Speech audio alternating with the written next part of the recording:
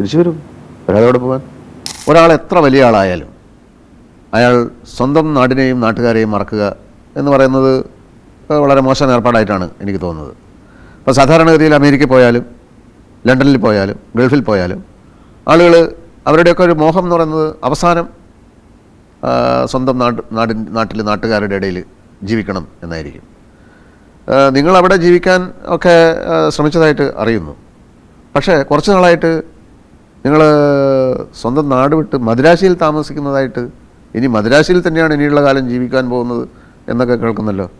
അതെന്താണ്, നാട്ടുകാരെ നിങ്ങൾക്ക് പിടിക്കാഞ്ഞിട്ടാണോ നാട്ടുകാർക്ക് നിങ്ങളെ പിടിക്കാഞ്ഞിട്ടാണോ? പറയും. നാട്ടുകാർക്ക് എന്നെ പിടിക്കാഞ്ഞിട്ടാണോ എന്നുള്ളത് നാട്ടുകാരോട് ചോദിച്ചാലേ മനസ്സിലാവുള്ളൂ. എനിക്ക് നാട്ടുകാരോട് പിടിക്കായ്മയൊന്നുമില്ല. കാരണം എന്ന് വെച്ച് കഴിഞ്ഞാൽ ഞാൻ എന്ന് പറയുന്ന ആൾ, ഞാൻ എന്ന് പറയുന്ന ഒരു മനുഷ്യൻ, ഒരു സാധാരണ മനുഷ്യനായി തീർന്നതിൻ്റെ എല്ലാ ഉത്തരവാദിത്വവും നാട്ടിലുള്ള ആളുകൾക്കുള്ളതാണ്.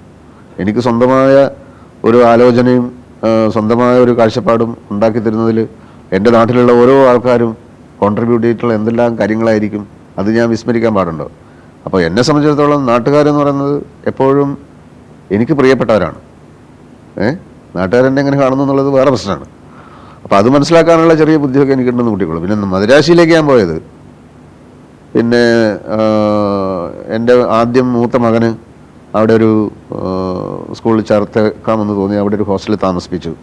അപ്പോൾ ഹോസ്റ്റലിൽ അവന് പല അസൗകര്യങ്ങളും വൃത്തിയില്ലായ്മയൊക്കെ അനുഭവപ്പെട്ടപ്പോൾ അവനെ സഹായിക്കാനൊക്കെ ആയിട്ട് ഞങ്ങൾ അങ്ങോട്ട് പതുക്കെ മാറിയതാണ്. അപ്പോൾ രണ്ടാമത്തെ മകനെയും അവിടെ കൊണ്ടുപോയി ചേർത്തതാണ്. പക്ഷേ അതൊരു താൽക്കാലികമായൊരു പോക്കാണ്. അപ്പോൾ അതെല്ലാം ഏകദേശം ഒന്ന് ശരിയായി വരുമ്പോൾ നമ്മൾ മടങ്ങി വരും. എല്ലാവരും പോലെയും തന്നെയാണ്. അപ്പോൾ അമേരിക്കയിൽ പോയിട്ട് ആൾക്കാർ തിരിച്ചു വരുന്നതല്ലേ പറഞ്ഞു. ഞാൻ മദ്രാശിയിലല്ലേ പോയിട്ടുള്ളൂ. അവിടെ നിന്ന് തിരിച്ചു വരില്ലേ? തിരിച്ചു വരും. വരാതെ അവിടെ പോകാൻ.